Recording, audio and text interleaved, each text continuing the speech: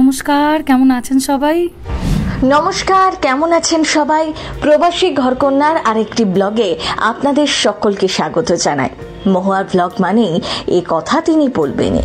পরিবারকে ছেড়ে সেই দূর দেশে সংসার মহুয়ার। কোনো চাকরি ছিল না। বিদেশে একা একা কি করবেন? শুরু করলেন ব্লগিং। সেখান থেকে এখন তাকে গোটা বিশ্ব চেনে। কিভাবে জনপ্রিয় হলেন মহুয়া? মেদিনীপুরে মেয়ে থেকে আমেরিকার বউ। নিজের যোগ্যতায় তিনি নিজের পায়ে দাঁড়িয়েছেন। জানেন কত টাকা রোজগার? নারী দিবসে মহুয়ার চেষ্টা তার সাহসকে কুর্নিশ জানায় প্রথম বাংলা। করোনাকালে যখন সবাই গৃহবন্দী, তখন খানিকটা ঝোঁকের বসেই ইউটিউব চ্যানেল শুরু করেছিলেন তিনি। 4 বছর পরে সমাজ মাধ্যমের পাতায় সেই গৃহবধূই এখন সুপারহিট। মাস গেলে লক্ষাধিক টাকা রোজগার। মহুয়াদের কণ্ঠ শুনলেই যেন মনটা ভালো হয়ে যায়। নেটিজেনদের কাছে তিনি বড্ড প্রিয়। আমেরিকায় থেকে এত টাকা রোজগার করেও কি করে মাটির মানুষ হয়ে থাকা যায়, তা মহুয়া অন্যতম উদাহরণ। কোন কারণে মহুয়াকে সকলের এতটা পছন্দ জানেন?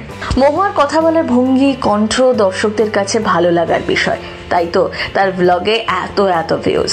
বিদেশ মানেই ভয় নয়, কিভাবে সাধারণভাবে 2 ছেলে মেয়েকে নিয়ে থাকা যায় তা দেখিয়ে দিয়েছেন মহুয়া। আর আমেরিকা এবং সেখানকার টুকিনাকি ইনফরমেশন পরিষ্কারভাবে গুছিয়ে দর্শকদের কাছে তুলে ধরেন।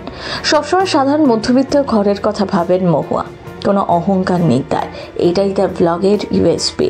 ছেলে মেয়েদের বিদেশি আদব কায়দাতে বড় করতেই পারেন মহুয়া, কিন্তু তা করেননি। নিজের দেশের সংস্কৃতিকে প্রতিদিন একটু একটু করে শিক্ষা দিচ্ছেন। তাই তো মিহা পরিষ্কার বাংলা ভাষায় কথা বলতে পারে, রামাও পারে একটু একটু। রোজগার নিয়ে যেমন দর্শকদের আগ্রহ, তেমনি আবার তার স্বামী কি করেন তা নিয়েও অনেকেরই মনে কৌতূহল। মহুয়ার অনেক ভিডিওতেই দেখা যায় তার স্বামী মানিক গঙ্গোপাধ্যায়কে। বিদেশে তিনি উচ্চ পদে কর্মরত। কিছুদিন আগে মহুয়া একটি ভিডিওতে এসে জানিয়েছিলেন তার স্বামী একটি বেসরকারি সংস্থায় কাজ করেন।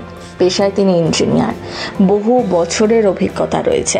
তাদের ভিডিও দেখলে বোঝা যায় শিকড়ের সাথে কতটা জুড়ে তারা। 2 ছেলে মেয়েকে নিয়ে সুখের সংসার মহুয়া ও মানিকের। আর সবটাই নিজে একা সামলেছেন। অনেক মেয়ের কাছেই তিনি অনুপ্রেরণা।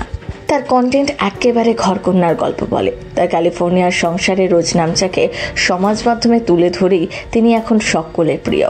এই নামটির সঙ্গে বর্তমানে বেশ পরিচিত সোশ্যাল মিডিয়ায়, যার দৌলতে খ্যাতি অর্জন করাটা এখন অনেকের কাছেই বেশ সহজ ব্লগিংয়ের মাধ্যমে। ব্লগিং এই মুহূর্তে একটি জনপ্রিয় একটি পেশা।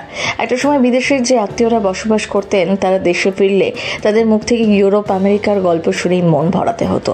তবে সোশ্যাল মিডিয়ার দৌলতে একজন প্রবাসী কিভাবে 24 ঘন্টা কাটান তা জানার জন্য নির্দিষ্ট ব্লগে চোখ রাখলেই যথেষ্ট। প্রথম বাংলা ব্যুরো।